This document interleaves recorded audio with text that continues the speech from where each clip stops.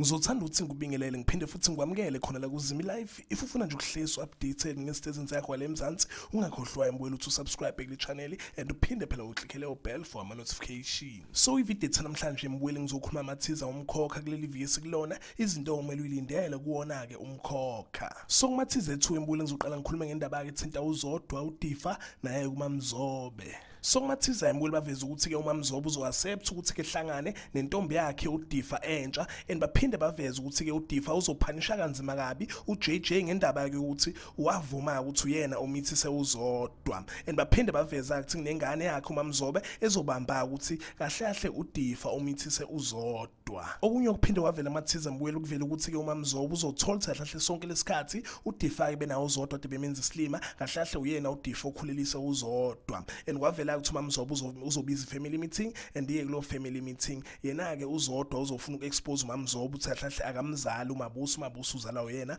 uZodwa. Okunye futhi uphinde wavela futhi imbuyelo emathiza ukuthi ke uMaMzobe uzonyamalala and ugabisile uzofuna ukubulala yena ke uZodwa. Ngidlule phambili futhi imbuyelo ngewindaba ayithinta uSphamandla noMlungisi lapha kumathiza imbuyelo baveza ukuthi ke uNomkhosi uzohlohlaka ukhulekani ukuthi ke xabanise yakhulu yena ke uSphamandla na uMlungisi njengoba ke uMlungisi ecasula ukuthi ke uSphamandla umthathela abantu ebandleni lakhe. Okunye ukuphinde wavela futhi imbuyelo ukuthi ke izinto izobanzima for ibandla lakhe uMlungisi and lizowake ibandla lakhe uMlungisi baphinde baveza ukuthi ke ifemela kaMthembu izobeka isingenelela and baphinde baveza ukuthi ukhulekani benaye uMlungisi bazohlanganisa iplan yokuthi ke bewise isonto lakhe uSphamandla. So yambuyela phela lapha amathiza ethu kuleli viki sikulona ngizophinda futhi ngibuye namanye amathiza cethu ungakhohlwa imbuyelo ukuthi ke ulike and usubscribe hayi ngithi ke nje danke ngiyabonga.